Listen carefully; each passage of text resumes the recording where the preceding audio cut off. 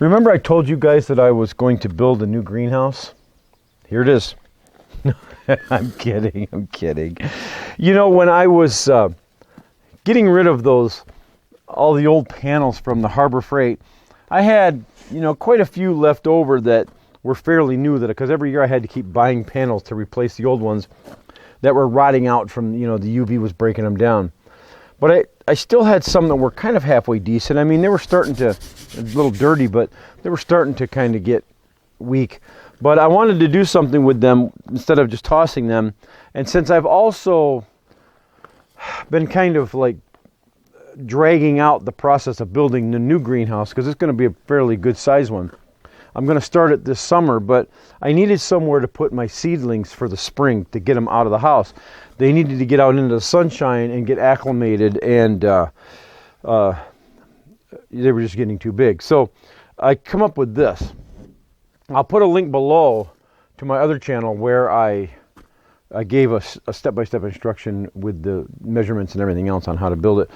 But yeah, this works great. I use the heater when it gets down into the 20s, high 20s we're still getting into.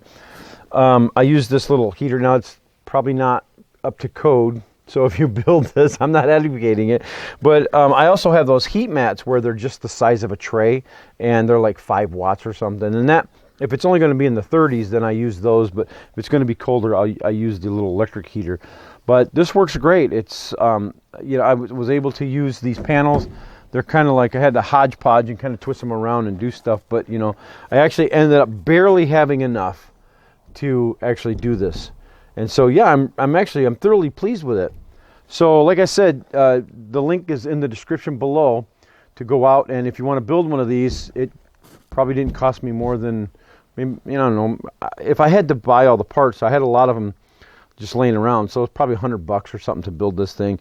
But well, maybe if you have the T111 siding, I had a sheet of that already, so that would probably be another $30 on top of it. But if you've got some old plywood laying around, you can use that. It's just, I plan on painting it also, but because it's kind of like restricted, the whole COVID-19 thing, and don't go to the hardware unless you have to, don't do all those things. But these come off. They're just screwed in, so I'm going to take them off and repaint the whole thing, and I might even put glass on it. So it's actually, that's why I designed it, was to put glass on it. But so anyways, I wanted to show you this. I've been getting a lot of good use out of this. I really love it. But I wanted to take you into the garden because some people had asked about the garlic, the side-by-side where I planted the garlic with and without the bone meal, and they wanted to know how it was doing. So really quickly, I'll take you in there and show you that. Okay, so here is the garlic bed. On this side here, you'll notice this is without the bone meal on this side, and this is with the bone meal. I don't know how well it comes out on the camera, but I'm telling you, typically the bone meal doesn't have a lot to do like with nitrogen, with green growth, but it is doing something. See the stalks on this? Not quite so big. But then when you come over here, I mean, take a look at them. I mean, of course, some of them are normal size like the other ones, but I've got some really big ones in here, which obviously the bone meal is doing something. So I'm going back to using the bone meal. I did it years and years ago, and for some reason I just stopped. I just thought, well, I mean, one year I stopped and I didn't do it, and I got a pretty good production. But I think what I did was I just forgot how good the production was when I was using it. So anyways, there's a considerable difference between those regular size that I've been getting and that with the bone meal, much bigger. Even the growth, look at the green growth on this. It's amazing that using the bone meal. So I know a lot of people, there's some kind of controversies about, bones and, crushing up bones, and probably there's something about that. And I totally get that, but I got to tell you, it's bone meal for me all the way every year now. So there's the update to the garlic. And then some people had also questioned the new rose bed up the front here. It's on the south side of the garden that I put in, this brand new rose bed. And this I put in for my wife. She's got more than just roses in there that she planted. But yeah, that's what this was. It was just for that. And the reason why, I know it looks kind of weird. Okay, you'll notice, like, I started out with only making it, I don't know, I think it was like 12 inches or so, because it was going to be an herb bed. But then she decided that she wanted it to be, put roses in it. And so you needed a lot more depth for that. So I put 3 2x4s on top of it. And so, or actually 2 extra ones. And so it ends up being like, I don't know, 18 inches or 20 inches, something like that. But, and then the roses, of course, will probably need more than that. But then they'll go down, they'll hit the regular earth and go into it. But anyways, and yes, that that is the walking onions that I haven't been able to get rid of. I keep saying I'm going to get rid of this bed, but those walking onions just keep on growing. I pulled them all out last year. I think you guys remember that. They all went bye-bye. And then this is what I got. You can't kill them. Garlic. I pulled up all the garlic last year out of here and thought, now there's nothing in here. Well, guess what? Come along about, it starts warming up in February or so. Everything starts growing again. And I don't know what I'm going to do, because that knucklehead over there, he loves to hunt lizards. And this is the only place in the garden where he can actually get up and actually hunt the lizards. And him being 14 years old, I want to give him the last year or two of his life. Actually, he thoroughly enjoys this. So this is not going to go away like I've been saying every year. I'm going to keep it mostly for him, and then when he passes on, I will go ahead and then just move all the dirt completely out of there and do something with this. But for now, he's the mighty lizard hunter, and he's never caught one, by the way, if you're concerned about that. All the years he's been hunting, I've never been able to catch one. So I hear that dogs are colorblind, so they match. They blend in with the bricks or the cinder blocks, so he can stand right next to them, doesn't even see them until they move, and then of course when they move, it's too late for him, and he's he's a little late on the uptake. And over here, this is the peas. For some reason, I have decided, I planted these 2 months ago, and typically they come up, but they're really old seed, and so I actually thought that they weren't going to come up. And so lo and behold, about 2 weeks ago, they started sprouting, and now it's getting too late for peas. And so here it is, middle of April, and you stupid peas.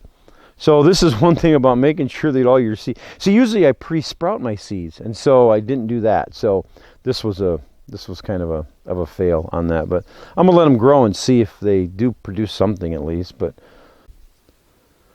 not an awful lot more going on here.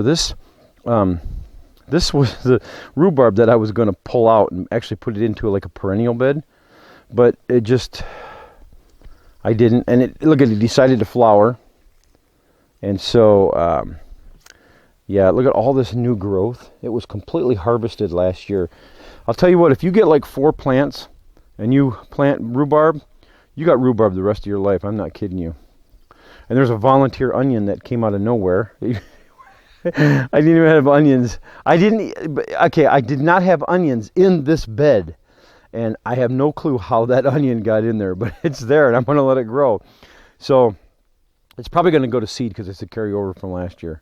So not an awful lot more going on really here in the garden. It's I'll be planting my zucchini soon and stuff, but other than that, now the spinach is toward the end of its life. I'm going to be pulling it out. Run, lizard. No. Oh well.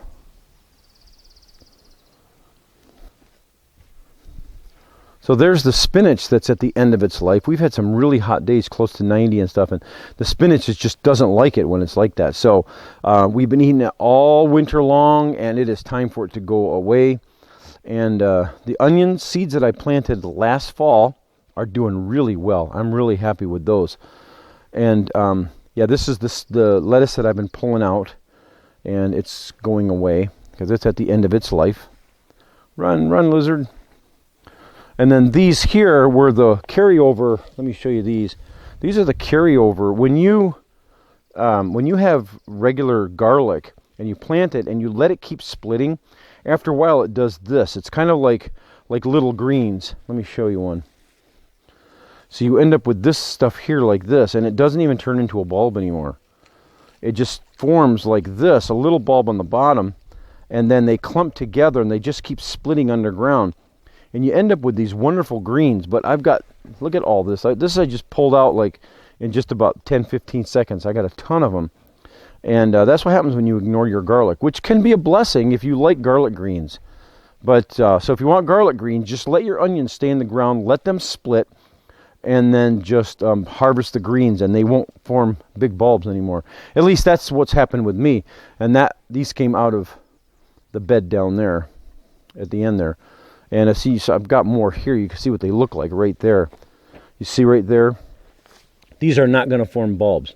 They will stay garlic greens. Where they're singular, kind of new, they will form bulbs. But once you leave them in the ground and let them keep splitting, that's what they do. They form multiple stalks, and then this is what you get here like this. At least that's what happens for me. Maybe, my garden has always kind of been this, this mystery. But anyways, that's the update so far on the garden. I'll be doing a full one when more stuff starts to come up.